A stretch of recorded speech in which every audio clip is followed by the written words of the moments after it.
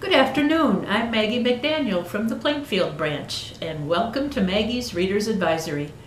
Last month we talked about a book that takes place sometime in the future, a fictional book about an astronaut being abandoned on Mars and how he resorted to technology and science to survive. This month we're also talking about technology, science, and engineering. This is my favorite book by David McCullough. It's a nonfiction book, and it's about the building of the Brooklyn Bridge. It just had its 40th anniversary and was reissued to celebrate that. And David McCullough also has a brand new book out about the Wright brothers. So I thought that would be a good time to talk about what is really my favorite of all of his books, the building of the Brooklyn Bridge.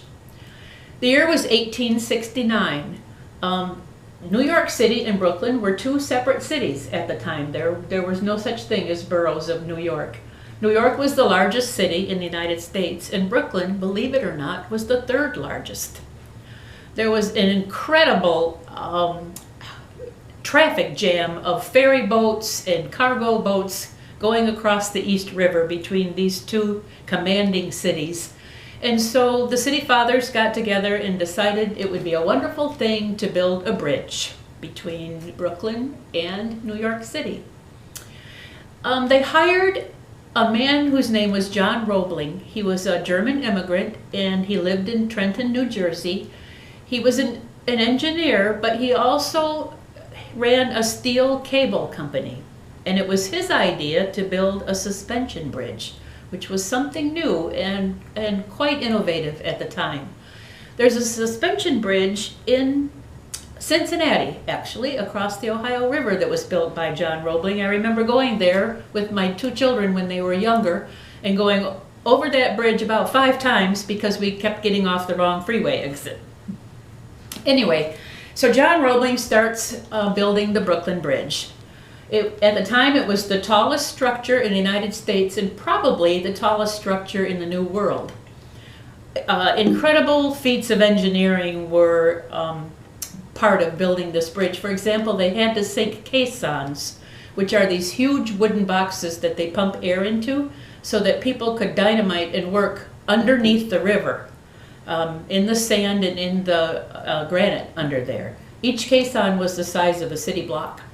It was just amazing. John Roebling, before the bridge even really got started, suffered a terrible injury, and he got tetanus. So he died, and the job went on to his son, Washington Roebling, who was a Civil War veteran and also an engineer.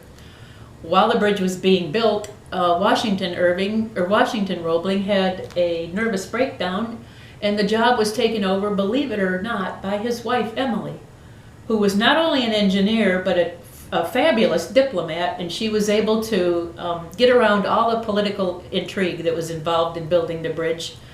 Shady deals with the wire manufacturers, arguments and controversy between the city councils of the two cities. Even Boss Tweed got involved. What a time of history to be taking on such an enormous project, and what a lot of technology was involved at a time when every piece of everything they needed, every rock, every coil of wire had to be brought to the site with horse and wagon. It was amazing how it was done. This is an unforgettable book. You'll just be flabbergasted at what happened and how it was done. You'll never be able to look at the Brooklyn Bridge the same way again.